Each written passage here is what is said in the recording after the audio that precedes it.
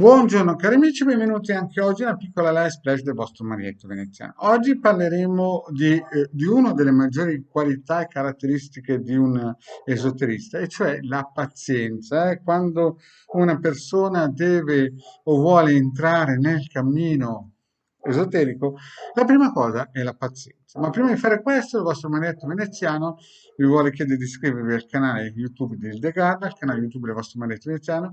I link sono sotto qui in descrizione per il canale di Hildegarda, oppure venirci a trovare nei nostri gruppi social di Face, in radionica, radiestesia e teologia del metismo, in cui siamo già 1440, è un gruppo esoterico, e anche i casti sacerdotali. In più abbiamo un sito, il capitano.altervista.org, il link qui sotto in descrizione, dove si possono scaricare 20 ebook fatti dal vostro Marietto veneziano dal 2015, ne hanno già scaricati, parlando di radionica e radiostesia chiaramente, ne hanno già scaricati 150.000, e il vostro Marietto veneziano ha regalato all'umanità più di 2 milioni di circuiti radionici, guardanti radiostesici, con tanto di istruzioni e usabili, basta stamparli.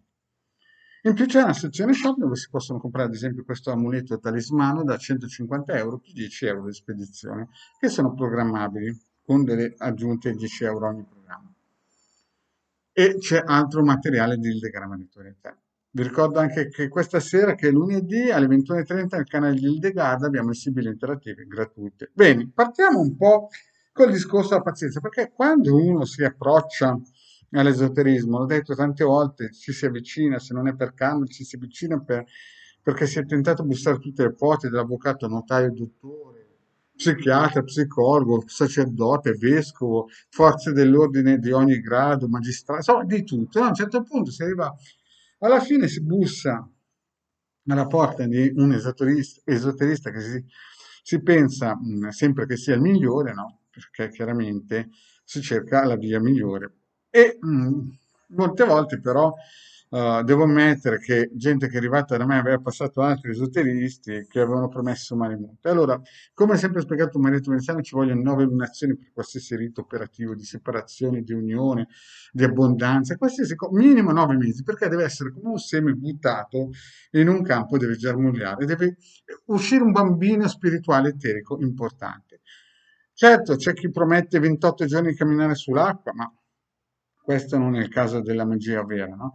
Quindi, infatti, voi vedete che ci sono chiese di Stato che si perpetuano per millenni, eh? C'è la nostra chiesa di Stato attuale che dal 1500 tira e molla hanno cominciato ogni domenica a mettere le persone a perpetuare la loro egregora. Qualcosa vorrà pur dire, no? E tutte le religioni più o meno vogliono gonfiare le proprie egregore, però ci mettono tanto tempo, no? Quindi capite che il tempo ci vuole, il tempo è sempre galantuomo. Quindi le persone che si avvicinano all'esoterismo, no? La prima virtù è la pazienza. Pazienza, fatto il lavoro, no? Bisogna solamente aspettare che germogli, che prenda fuoco.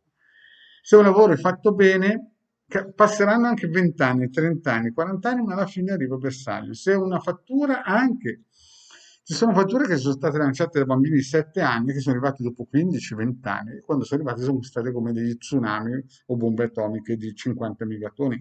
Cioè, quando arrivano, più tempo ci mette ad arrivare, quando arriva è proprio una cosa devastante. Quindi, cari amici, vi ripeto, quando entrate nel mondo esoterico, non credete a quelli che vi dicono che dopo 7 giorni vi fanno camminare sull'acqua, che dopo 28 giorni vi riportano l'anima gemella, che dopo 28 giorni risuscitano i morti, insomma, che trasformano il vino in acqua, l'acqua in vino, oppure che vi promettono una settima dimensione, il salto quantico, tutte quelle cose lì sono New Age. Voi dovete capire che quando ci si avvicina all'esoterismo, quello vero, con la E maiuscola, bisogna entrare in punta di piedi, stare zitti e mosca e imparare a vedere, no, come evolvono i riti propiziatori lanciati.